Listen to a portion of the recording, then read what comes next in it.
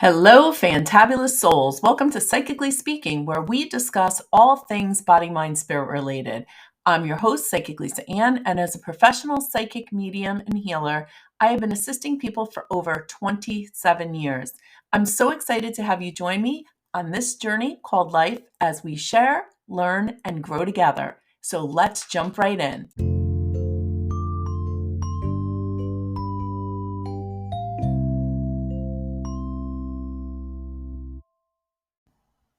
So today we're talking about my favorite topic, manifesting.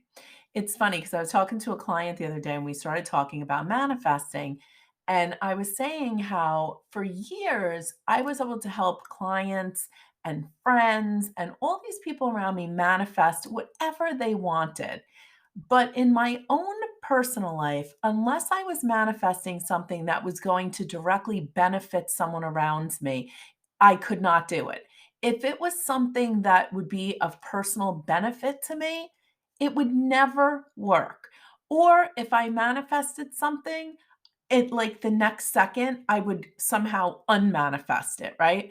So I had to take a step back and do what I like to refer to as my deep dive, right? And what I mean by that is instead of getting into that woe's me, why is it not working? Why is everybody else lucky and I'm not? I had to take a step back and go, okay, obviously the technique, the belief system, all of that is right on the money because I'm sharing it with other people and they're having great success with it. Obviously, I'm capable of manifesting because when the benefit is for the people around me, I have no problem doing it. So, where my block is when I'm trying to manifest something that is specifically for me. And what I realized was a little shocking because I've been doing the spiritual work for so long.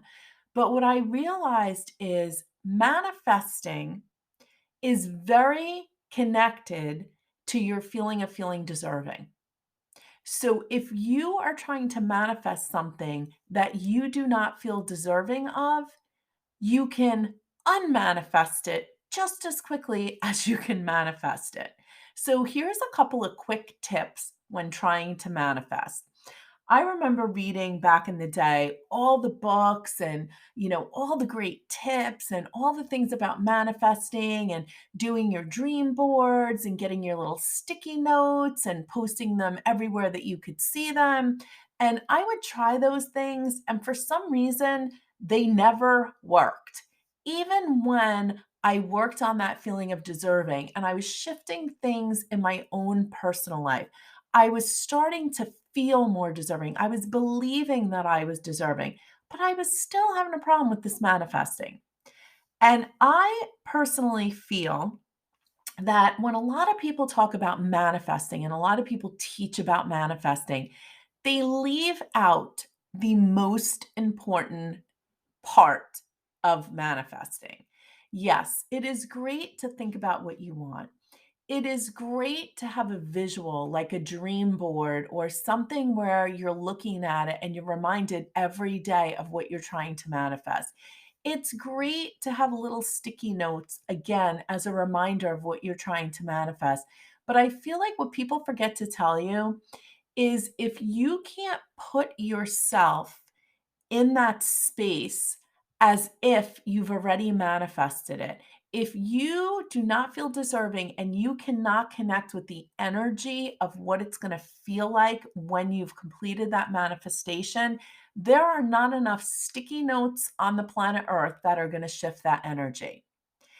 And it was for me, it was so frustrating because I would go back and I would read these books and I would take these classes and I would look at my notes and I'm like, okay, I'm doing everything. I have sticky notes and I have boards. What is happening? The minute I shifted that one thing, I became the queen of manifesting. So here's what I mean by that.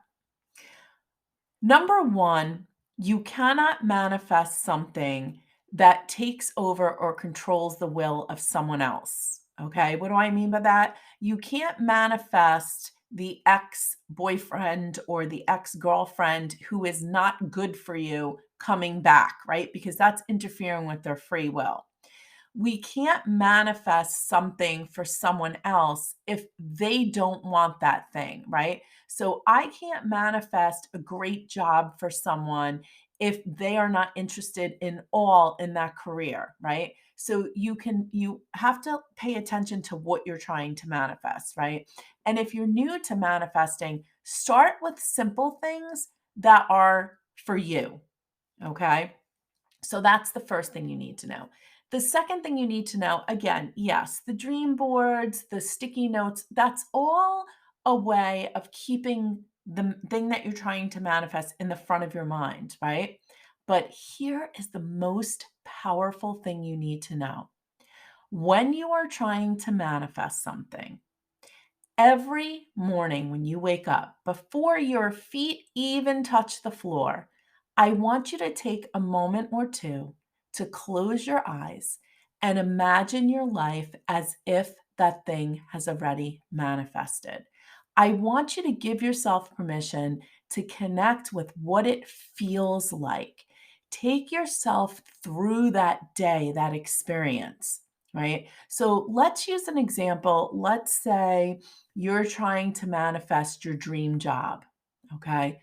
Every morning when you wake up, before you get out of bed, you're just going to close your eyes for a few minutes and you're going to imagine yourself as if you are already working at that dream job, that dream career.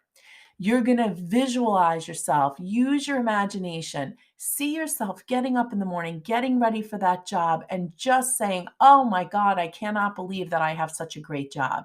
See yourself driving to that job. See yourself interacting with people at that job and saying, "I cannot believe how awesome the people I work with." See yourself getting that paycheck at the end of the week and laughing to yourself and saying, "Oh my God, I love my job so much. I can't believe I get paid for this." If you're waiting for a job offer to come in, see yourself who's going to be the first person you call when you get that job offer, right? Visualize that. See yourself opening up the email or checking your voicemail and finding out you got that job. Who's going to be the first person that you're going to share that news with? Maybe you want to manifest buying your dream car.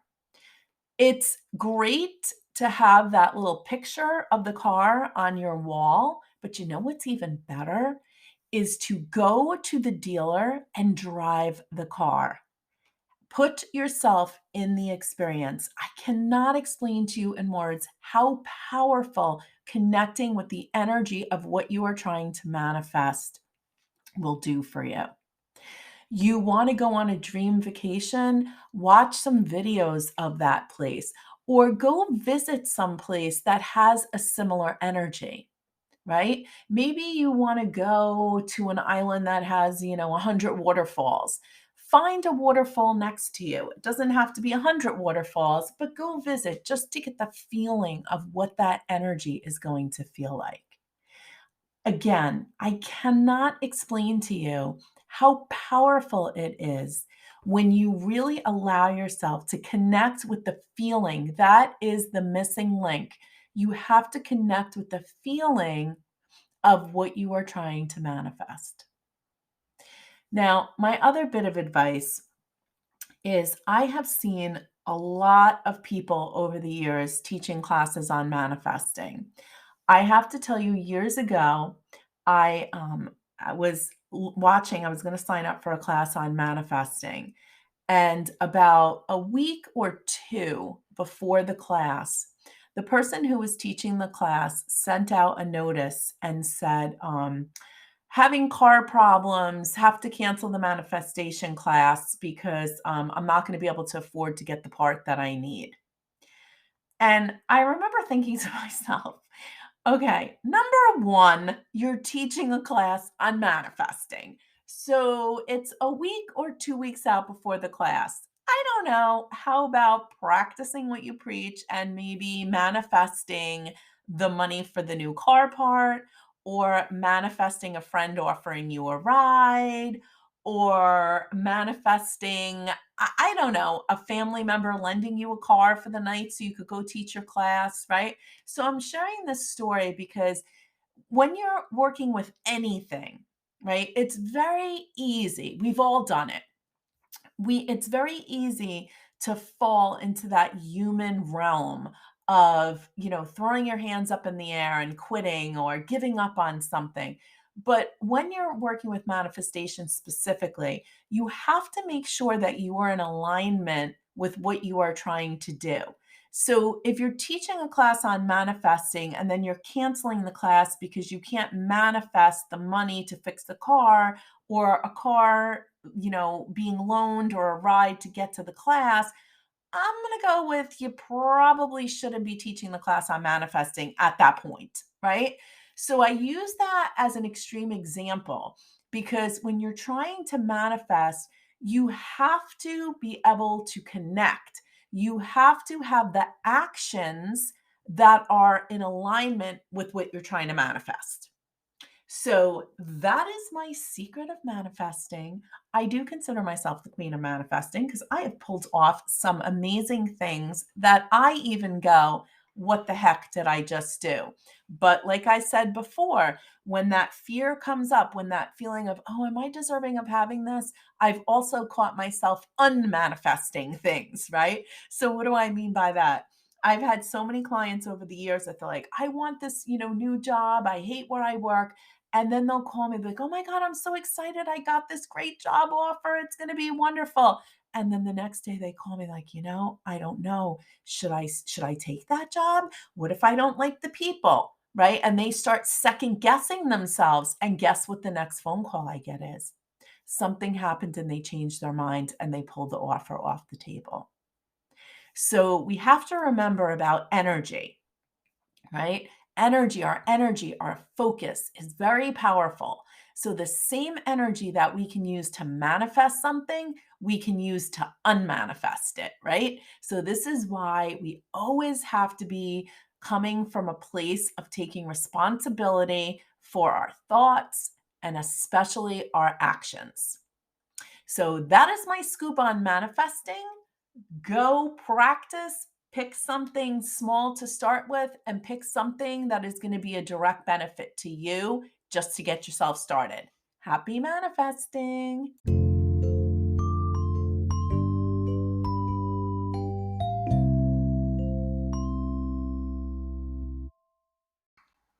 Thanks again for joining me. Remember to share and subscribe to this podcast. And for more information on my work, please visit spiritquestnc.com. And remember, life isn't always rainbows and butterflies. So each and every day, make the choice to be fantabulous.